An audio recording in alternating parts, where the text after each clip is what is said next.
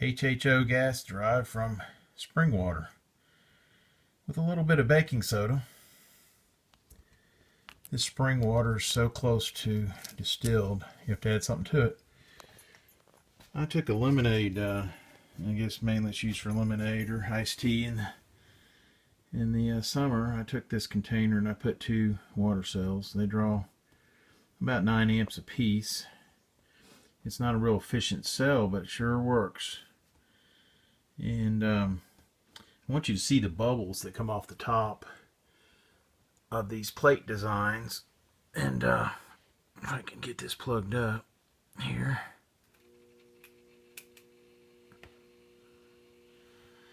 See how the bubbles start coming off instantly? I've got a balloon, it's blowing up, the one that I showed you. It's hydrogen and oxygen. And I've got it hooked up, and I have a little bubbler here on the top which I've disconnected, but I can ignite it with that. And of course I've just got it taped to the window. Now when it gets over a foot, it'll actually float. And yeah, you can put a fuse on them and implode them in the atmosphere. It makes quite a bang. It's an implosion, not an explosion. Here's the plate design. If you can see, it's stainless steel. And this is the type that it had holes. It doesn't have to have holes. It just shows the right kind. It's tool grade stainless. This is punched. And you don't have to use this, just what I found in a scrapyard at a decent rate. But it's of course, that's less than a 1/16. And a magnet sticks to this type of stainless and it doesn't rust. So the farmer that I got this design from, he told me that was the ideal type to use. This plate is about 3 inches by about 10 inches. And I've got 2 cells in this design. And I've got the connections on the side, all stainless steel. And I used 3/8 all thread to put them together. I had this punched by somebody at a metal shop. The holes, they're exactly big enough for a 3/8 all thread to go in. And I used washers and plastic spacers and so forth. Now, I did this for a demonstration purpose only. And you can also weld with this. If you get the pressure high enough, you have to have the pressure high enough. It'll melt tungsten steel 5,000 some degrees.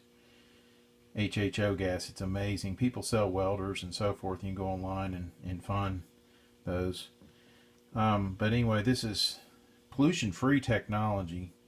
You can also put this onto a car to supplement. You can't go 100% the way the car is designed. It does turn back to a little water mist, and if you get too much, you can rust, obviously, steel. Has iron in it. So there's applications, but when you do supplement it, and I've got articles if anybody's interested, it does clean up the pollution. There's no measurable pollution coming out of the tailpipe. It's just hydrogen and oxygen that are drawn in with the gasoline fuel, and it makes it burn clean. The neat thing about this is water. You can drink the very water. That's good. You can drink the very water that you're using. And I see my cat's getting in the picture here. And I think that's sugar. Oh yeah, I see the other cat. Spice is quite a bit bigger. Sugar and spice and everything nice. Anyway, you can see as I've got this, what I'm going to do is I'm going to actually show, probably ignite one of these and show you how it does. It implodes. It goes from a gas back to water. So it's hydrogen, oxygen, and when you put a spark to it, it combines back to water. So it's the perfect cyclic fuel, especially if you get your energy, your electrical energy. This is electrolysis.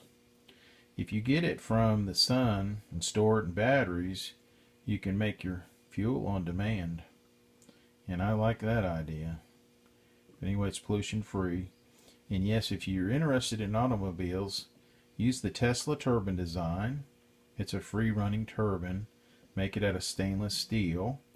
And you could probably get, it'd probably be the most powerful turbine design ever, because you could probably get 20,000 RPMs. and you don't have to expand it. It's a very powerful fuel. But anyway, those are words and wisdom for prior things that people can make. I'd love to see this done. Anyway, hope y'all have a good day. In liberty, Larry says we need liberty and energy independence. Pollution free for all.